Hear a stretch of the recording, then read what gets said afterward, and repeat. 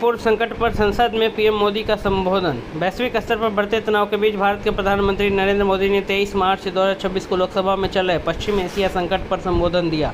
उन्होंने इस स्थिति को गंभीर और चिंताजनक बताया और इसके वैश्विक अर्थव्यवस्था, ऊर्जा आपूर्ति तथा विदेशों में रह रहे भारतीय नागरिकों पर प्रभाव को रेखांकित किया। अपने भाषण में उन्होंने बताया कि खाड़ी देशों में लगभग 1 करोड़ भारतीय रहते हैं, इसलिए सरकार उनकी सुरक्षा को सर्वोच्च प्राथमिकता दे रही है। साथ ही देश में ईंधन आपूर्ति को स्थिर बनाए रखने पर भी ध्यान दिया जा रहा है। यह संबोधन इस बात को दर्शाता है कि भारत इस वैश्विक संकट के दौरान कूटनीति, तैयारियों और राष्ट्रीय एकता पर केंद्रित संतुलन दृष्टिकोण अपना रहा है। वेस्ट एशिया कॉन्फ्लिक्ट 2026 क्यों पीएम मोदी ने इसे चिंताजनक बताया। प्रधानमंत्री नरेंद्र मोदी ने पश्चिम एशिया में जारी संघर्ष को गंभीर और लंबा खींचने वाला बताया। उन्होंने कहा कि यह संकट 3 सप्ताह से अधिक समय से जारी है, जो इसकी गंभीरता को दर्शाता है। संसद में सीधे इस मुद्दे को उठाना इस बात का संकेत है कि भारत इस स्थिति को अत्यंत महत्वपूर्ण मानता है। उन्होंने यह भी स्पष्ट किया कि यह केवल क्षेत्रीय संकट नहीं है, बल्कि इसके वैश्विक प्रभाव है। इसका असर विश्व अर्थव्यवस्था, व्यापार मार्गों और विभिन्न देशों के लोगों के दैनिक जीवन पर पड़ रहा है। पीएम मोदी के भाषण की 10 प्रमुख बातें।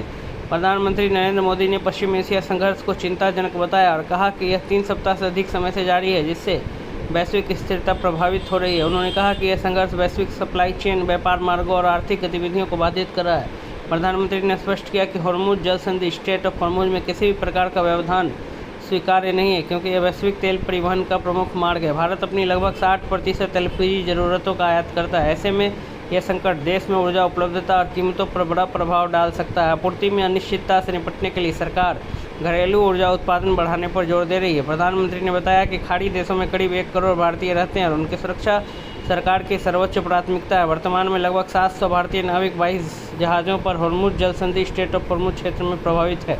भारत ने ईरान, संयुक्त अरब अमीरात, सऊदी अरब, कतर, ओमान, कुवैत और बहरीन जैसे देशों के नेताओं से संपर्क बनाए रखा है। भारत ने इस मुद्दे के समाधान के लिए संवाद और कूटनीति को ही एकमात्र रास्ता बताया है। भारत ने एक संतुलित और रणनीतिक रुख अपनाया है, जिसमें सीधे किसी पक्ष की आलोचना से बचते हुए अपने राष्ट्रीय हितों की रक्षा पर ध्यान दिया गया है। भारत की ऊर्जा सुरक्षा एक प्रमुख चिंता। पश्चिम एशिया संकट के दौरान भारत की ऊर्जा सुरक्षा एक बड़ी चिंता के रूप में सामने आई है। प्रधानमंत्री नरेंद्र मोदी ने हॉर्मुज जल संधि, स्ट्रेट ऑफ हॉर्मुज के महत्व को रेखांकित किया। इसके माध्यम से भारत अपने कच्चे तेल, गैस और उर्वरकों का बड़ा हिस्सा आयात करता है। संघर्ष के कारण इस क्षेत्र में समुद्री आवागमन प्रभावित हुआ है, जिससे आपूर्ति बाधित होने की आशंका बढ़ गई। हालांकि सरकार ने पेट्रोल, डीजल और गैस की आपूर्ति देश भर में स्थिर बनाए रखने के लिए सक्रिय कदम उठाए हैं। प्रधानमंत्री ने भारत को दीर्घकालिक रणनीति पर भी जोर दिया, जिसमें ऊर्जा आयात स्रोतों को 27 से बढ़ाकर 41 देशों तक विविध बनाना और मजबूत भंडार तैयार करना शामिल है, ताकि किसी एक क्षेत्र पर निर्भरता कम हो सके। सामरिक पेट्रोलियम भंडार, एसपीआर और तैयारी। प्रधानमंत्री के भाषण में भारत की तैयारियों और पर